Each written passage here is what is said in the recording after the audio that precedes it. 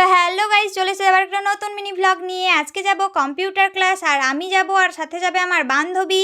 আর তার আগে জানো, ওকে যখন আমি ওদের বাড়িতে ডাকতে যাই তখন ও আমাকে বললো আমি তোকে রাখি পরাবো। আর তোমরা কি জানো, ওর নামও হচ্ছে রাখি। তাই আমি রাখির কাছ থেকে রাখিটা পরে নিলাম। কারা কারা বান্ধবীর কাছ থেকে রাখি পরেছো কমেন্ট করে অবশ্যই জানাবে।